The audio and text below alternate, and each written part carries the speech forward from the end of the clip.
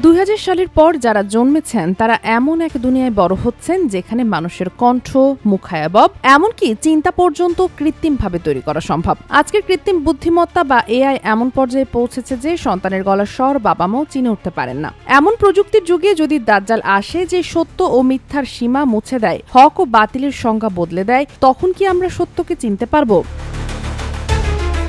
অনেকে মনে করেন দাজ্জাল হয়তো কোনো মানুষ নয়, বরং ভবিষ্যতের কোনো সুপার প্রযুক্তি। কিন্তু সহিহ হাদিসের আলোকে দাজ্জাল একজন মানুষ, যার থাকবে অলৌকিক ক্ষমতা, এবং তিনি হবেন আল্লাহর পক্ষ থেকে এক বড় পরীক্ষা। রাসূল সাল্লাল্লাহু আলাইহি ওয়াসাল্লাম বলেছেন, দাজ্জালের এক চোখ অন্ধ থাকবে এবং সে এমন কিছু করে দেখাবে যাতে মানুষ তাকে প্রভু মনে করতে শুরু করে। এক হাদিসে আছে, সে মেঘকে আদেশ করবে বৃষ্টি দিতে, জমিকে বলবে ফসল ফলাতে। এসব কি প্রযুক্তির সাহায্যে ছাড়া সম্ভব? বর্তমান প্রযুক্তিকে দেখলেই অনুমান করা যায় ভবিষ্যতে কি হতে পারে। এআই এখন মানুষের মুখ ও কণ্ঠ নকল করে ভিডিও বানাতে পারে, যেমন ডিপফেক ও ভয়েস ক্লোনিং। রোবটের আছে অনুভব করার সক্ষমতা, আর চ্যাটজিপিটির মতো এআই মানুষের চিন্তা চেতনাও প্রভাবিত করতে পারে।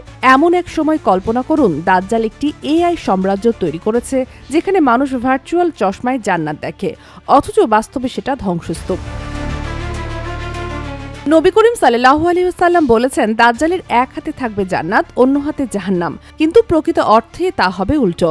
বর্তমান বিজ্ঞান বলে নিউরো সিমুলেশন বা ভার্চুয়াল রিয়ালিটির মাধ্যমে মস্তিষ্ক এমন অনুভূতি সৃষ্টি করা যায় যাতে মানুষ মিথ্যা সুখ অনুভব করে। কেউ দাজ্জালের বিরোধিতা করলে হয়তো তার জন্য তৈরি হবে ভার্চুয়াল টর্চার। বাস্তবে কিছু ঘটবে না, কিন্তু মনে হবে সে যন্ত্রণার মধ্যে আছে। দাজ্জাল বলবে, তোমার মৃত মা বাবাকে জীবিত করে দেখালে কি তোমার প্রভু মানবে? এ সুযোগে শয়তান তার মা বাবার মতো রোবট বা হিউম্যানয়েড বানিয়ে বলবে, আমাদের অনুসরণ করো, তিনি প্রভু তোমার। এটা হবে ভয়ানক এক প্রযুক্তিগত প্রতারণা।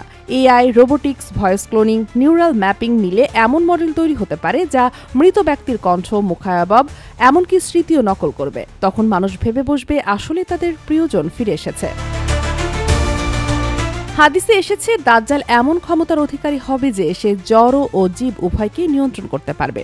আজ আমরা দেখতে পাচ্ছি আইওটি প্রযুক্তি দিয়ে দরজা, লাইট, গাড়ি সবই এআই দিয়ে নিয়ন্ত্রণ করা যায়। এমনকি বিজ্ঞানীরা দেখিয়েছেন পশুর মস্তিষ্কে ইলেকট্রিক সিগন্যাল দিয়ে তাদের আচরণও নিয়ন্ত্রণ করা সম্ভব। তাহলে দাজ্জাল যদি বিশাল একটি এআই নেটওয়ার্ক নিয়ন্ত্রণ করে, সে কি জড় ও জীব সবকিছুকে তার ইচ্ছামতো চালাতে পারবে না? সে হয়তো এমন এক অ্যালগোরিদম বানাবে যা মানুষের ঈমান, চিন্তা ও অনুভূতিকে প্রভাবিত করবে।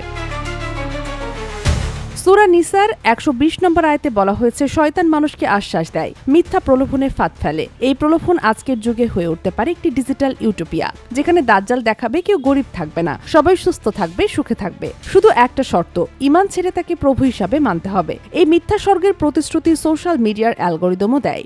মানুষ বিভোর হয়ে থাকে স্ক্রিনে, ভুলে যায় বাস্তবতা। রাসূল সাল্লাল্লাহু আলাইহি ওয়াসাল্লাম বলেন, দাজ্জালের মতো বড় ফিতনা আর আসবে না। Sheikh Masuma, daily our, Bangladesh.